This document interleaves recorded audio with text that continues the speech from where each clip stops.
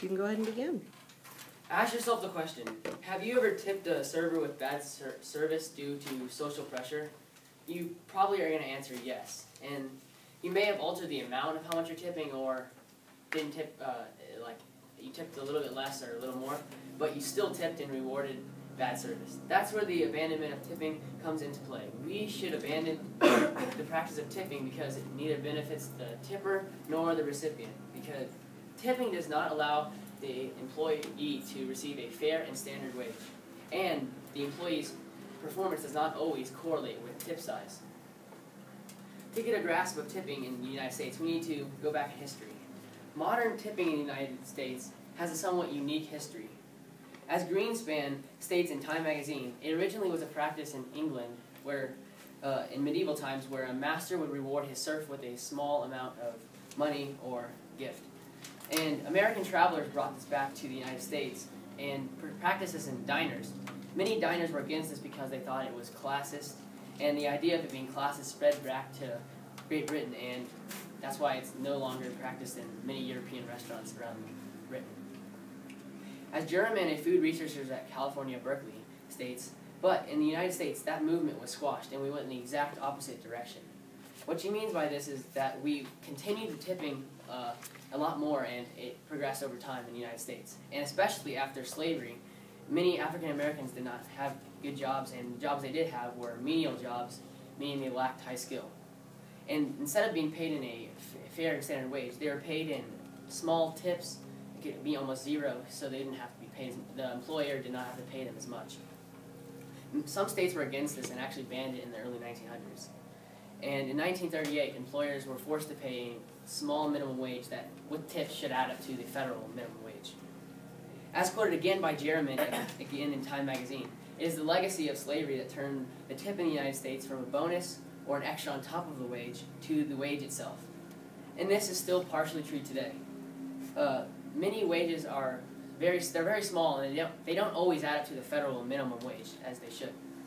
Tipping started as a bad practice and still is a poor practice because it does not allow the employee to earn a fair and standard wage.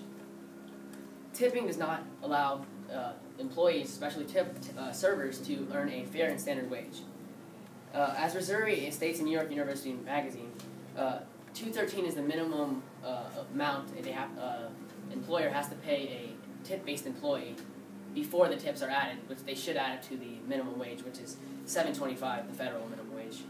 And as you can see on your handout, this is a survey from simplymost.com, many servers, especially restaurant waiters, rely on tips. It's most of their salary, almost 90%, or 90%. And in many hours, the amount of tips can vary, such as like in the afternoon, you may make less money in tips, or different than dinner. And that variance can be very annoying because they don't know what they're going to make beforehand. In certain circumstances, you may make a higher amount, that is true, and that could be in busy and popular restaurants, but this can be unfair to other employees, such as like the cook doesn't usually make tips, or other positions, and they can make less even though the employees are making, a waiter and server are making a lot of money just because it's popular and busy. It can also be unfair to the community because the IRS cannot easily track tips because they're cash, and according to the IRS in a tip record-keeping journal, you are required to submit tips for taxes, and it can be illegal if you don't. Not only does the salary vary, but it can vary even when it should not, that being when the performance is good. The performance of a server does not always correlate with tip size. For example, have you ever been in a restaurant and had horrendous service?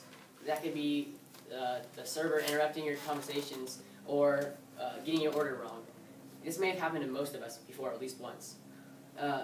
Even though you tip, even if you don't tip, which is right, it can still be bad because you're rewarding a bad practice. As Lynn and Sturman, Cornell University research show in their studies, tipping does slightly increase with performance, but that's not always the case because in their study they use consistent identities, which is not always how it works in reality. Customers are going to have their prejudices and biases, and according to Malagoff in his University of Penn journal on tipping, Americans are actually less likely to tip high amounts for minority cab drivers, and this causes a huge problem because many cab drivers are actually minorities in big cities. And this discrimination does not only affect the server, it can also affect the customers as well. Studies again by Marigoth show that servers are less likely to perform a good service on those customers that are minorities. To end this bad practice, we need to tip accordingly and tip only what the server does based on the performance alone and disregard our personal biases and prejudices.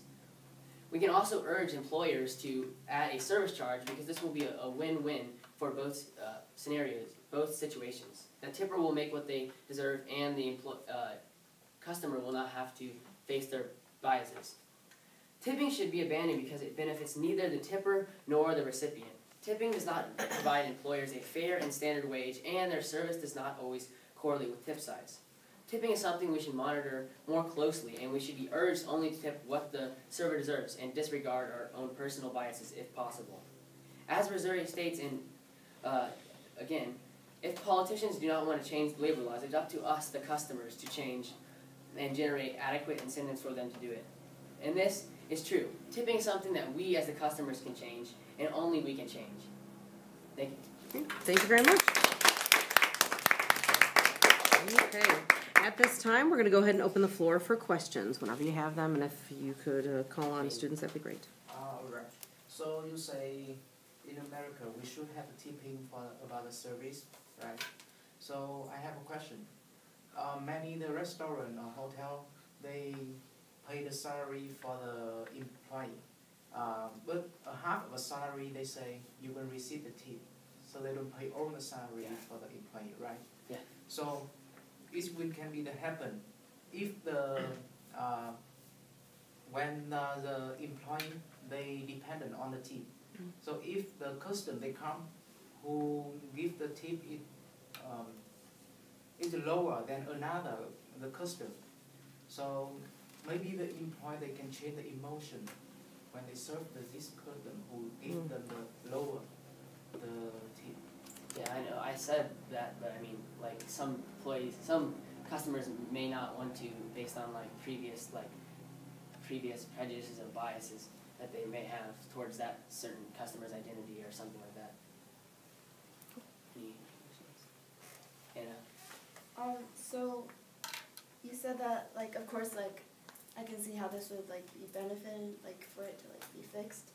But, like, what, like, let's say, or what would, like, how would, what it, I can't, that's it, never mind. No. No, I can't. Do you think any places that do, garnish wages in order to receive tipping, do you think they put themselves into danger having to make up that difference to pay their employees then what they wouldn't normally earn then through tips? Wouldn't it be then on the employee's responsibility to pay those tips, and how would they maybe achieve that? Yeah, it would be on the employers to pay the extra amount, but like I said with the service charge, it should allow for them to make like more money, and that can go towards that too, because they're still making a little bit of extra money on the. Yeah, Chloe. And so you said like how, like at the end you said that it's like we have like something to do about it, customers, and since we are the people tipping it. So like, are you saying then just like to like stop tipping them, or just like we should? And then because then if we do stop doing that, then how long will it be until people are like, oh, they're only making like $4.80 then because no one's tipping them, and then like how long would it be like for those people kind of like be not getting paid enough until they start making actual federal changes? Yeah, it might take a while, but I didn't mean don't tip at all. I mean like you should still tip until that like change happens if the employees want to protest that or something. But you should tip like more fairly, not like being prejudiced or biased towards like them or towards their identity or just based on their performance only, not like any other factors. Autumn. So how should we educate people so they know the correct amount, or how that should be judged of how much they should get? I would say like 20% it would be like the amount of the bill is usually like average, I think. Okay. So like just base it on that, I guess. So if companies are like making up the difference by paying their workers instead of having it rely on tips, do you think that it would make the workers less motivated to give good service if, say, like a waiter is, if the majority of his income is coming from tips, do you think that he would not necessarily be motivated to give as good of service? Yeah, I think that as like I said, the performance of the server does slightly increase the amount of tip, but not like drastically. But like I think they would still, if you're like trying to be good at your job, you're gonna perform a good job anyways. Okay. Anna? Oh, I'm sorry. We're going to have to cut it for right now. All right, let's give him a round of applause. Thank you so much.